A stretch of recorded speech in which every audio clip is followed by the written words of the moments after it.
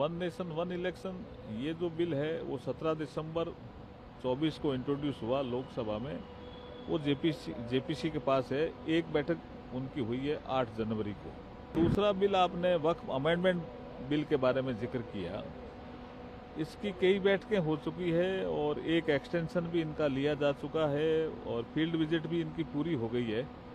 तो मुझे संभावना है कि अब रिपोर्ट की तैयारी है। अरविंद केजरीवाल जी आजकल लगातार झूठ बोल करके पता नहीं कौन सा रिकॉर्ड बना रहे हैं झूठ का। 31 जनवरी को महामहिम राष्ट्रपति जी का संबोधन होगा।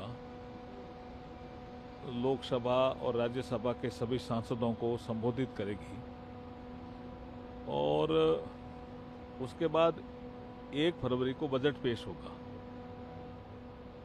और 13 फरवरी तक ये पहला चरण पूरा होगा। उसके बाद रिसेस का पीरियड शुरू होगा और 10 मार्च से फिर सेकंड चरण जो शुरू होगा वो 4 अप्रैल तक चलेगा। ये तो बजट सत्र को लेकर के आपको ये तारीखों का जो अभी ऐलान हुआ है, इसमें बड़ा काम जो पहले चरण में राष्ट्रपति जी जो अभिभाषण करती है उनको धन्यवाद देते हैं। लोकसभा राज्यसभा के मिलकर के संसद एक धन्यवाद देती है कि आपने अभिभाषण दिया हमको।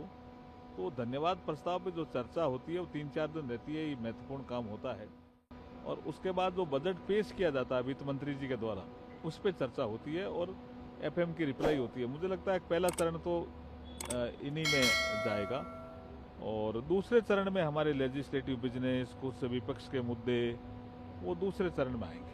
सर, इस बार लग रहा है शांतिपूर्वक होगा क्योंकि हर बार हमने देखा हंगामा। One nation one election bill जब टेबल किया गया तो काफी हंगामा हुआ। जेपीसी की कमेटी वो भी बैठी है, लेकिन लग रहा है इस बार शांतिपूर्वक सब कुछ होगा। हम तो विपक्ष से अपील करेंगे कि लोकसभा और राज्यसभा में चर्चा होने से जो नए सांसद हैं उनको अवसर मिलता है और सरकार के सामने भी वो समस्याएं आती है जो देश के विभिन्न हिस्सों में चल रही होती है, उनका समाधान भी सरकार ढूंढती है। तो ये तो एक अच्छा अवसर है अकाउंटेबिलिटी को लेकर के भी। इसलिए सत्र चले, इसमें सत्ता पक्ष को भी और विपक्ष को भी फायदा होता है। वक्फ अमेंडमेंट बिल को लेकर सर इस बार ये कहा जा रहा है कि आप फाइनल रिपोर्ट शायद पेश करेंगे, तो क्या आगे की क्या प्रक्रिया? जैसे 2 बिल आपने अभी कहे, वन नेशन वन इलेक्शन ये जो बिल है वो 17 दिसंबर 24 को इंट्रोड्यूस हुआ लोकसभा में। वो जेपीसी के पास है। एक बैठक उनकी हुई है 8 जनवरी को। तो दूसरा बिल आपने वक्फ अमेंडमेंट बिल के बारे में जिक्र किया। इसकी कई बैठकें हो चुकी है और एक एक्सटेंशन भी इनका लिया जा चुका है और फील्ड विजिट भी इनकी पूरी हो गई है। तो मुझे संभावना है कि अब रिपोर्ट की तैयारी है उसके बारे में। सर, दिल्ली चुनाव है, आप भी लगातार दौरा कर रहे हैं, देख रहे हैं परिस्थितियों को, लेकिन जिस तरीके के बयान आ रहे हैं, राहुल गांधी पिछले दिन कह रहे हैं कि हमें तो इंडियन स्टेट से लड़ना होगा, बीजेपी, आरएसएस और इंडियन स्टेट से। अब एफआईआर भी लॉन्च हो गया उनके खिलाफ इस बयान को। देखिए, राहुल गांधी जी जिम्मेदार पद पर हैं। ये नेता प्रतिपक्ष हैं लोकसभा में। वो प्रधानमंत्री जी की आलोचना करें समझ में आता है, भारतीय जनता पार्टी की आलोचना करें समझ में आता है, लेकिन वो देश की आलोचना कैसे कर सकते हैं? उन्होंने इंडियन स्टेट से लड़ने का जो बयान जारी किया है या अपने भाषण में कहा है, वो जिन लोगों से वो मिलते हैं वहां विदेशों में जब जाते हैं और जो देश तोड़ने का या देश में जो सरकार चल रही है उसको कमजोर करने के षड्यंत्र में शामिल होते हैं वो लोग, उनकी भाषा ही बोल रहे हैं वो तो राहुल गांधी जी। और जब भाजपा ने आपत्ति जताई तो उनके जो कांग्रेस के जो प्रवक्ता हैं वो डिफेंड में आए। तो वो डिफेंड क्या लेके आए कि संविधान के आर्टिकल 12 में इंडियन स्टेट का मतलब संस्थाओं से है।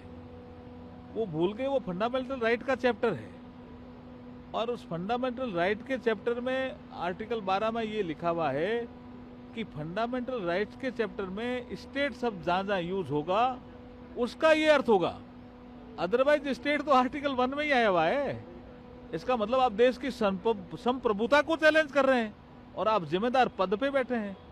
पूरे देश में इसकी आलोचना हुई है राहुल गांधी जी के इस बयान की, और निंदा भी हुई है। अरविंद केजरीवाल कह रहे हैं कि आप लोगों का सपना तो कुछ है नहीं, अब फ्रीबीज देने की बात करें। प्रधानमंत्री जी से पूछा है, प्रधानमंत्री जी ने तो फ्रीबीज पर आपत्ति जताई थी जब हमारी बात आई थी, और आज आप लोगों का जो संकल्प पत्र जारी है उससे साफ पता चलता है कि फ्रीबीज।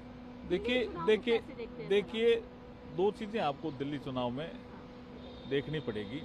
एक तो अरविंद केजरीवाल जी की पोल खुल गई। ये श्री अन्ना हजारे जी के आंदोलन की उपज थे। उस समय इनकी कस्में थी, बहुत कस्में थी, 3 मुख्य थी, जिसको उन्होंने रिपीटेडली कहा, बार बार कहा, मैं सरकारी बंगला नहीं लूंगा अगर सत्ता में आया तो, मैं सरकारी गाड़ी का उपयोग नहीं करूंगा या बड़ी गाड़ी का उपयोग नहीं करूंगा सत्ता में आया तो, मैं सिक्योरिटी नहीं लूंगा। आप सिक्योरिटी 2 जगह से ले ली, बंगला इतना बड़ा शीश महल बना लिया जिसका हिसाब किताब भी आपके पास नहीं है, और आप बड़ी गाड़ी में भी घूम रहे हैं। तो दिल्ली की जनता अब जान चुकी है कि अरविंद केजरीवाल जी ने झूठ बोला, हमें धोखा दिया, इसलिए वो हताशा में और झूठ बोल रहे हैं, झूठ पे झूठ बोल रहे हैं और झूठ कट रहे हैं। और दूसरा जो विषय आपने रखा, आप देखिए एम्पावरमेंट शब्द होता है, जैसे वुमन एम्पावरमेंट है, उसके लिए योजनाएं लानी पड़ती है, लाए भी हैं हम। अगर किसी के पास शौचालय नहीं था और हमने शौचालय दिया तो वो गरीब आदमी के पास ही तो शौचालय नहीं था, तो वो गरीब आदमी एम्पावर्ड हुआ। तो वुमन एम्पावरमेंट, यूथ एम्पावरमेंट, उसमें फर्क करना पड़ेगा। और अरविंद केजरीवाल जी आजकल लगातार झूठ बोल करके पता नहीं कौन सा रिकॉर्ड बना रहे हैं झूठ का। लेकिन सर क्या देखते हैं, बीजेपी कितनी स्ट्रांग है, एनडीए कितनी स्ट्रांग है? इस बार हम दिल्ली विधानसभा में चुनाव जीतेंगे और सरकार बनाएंगे।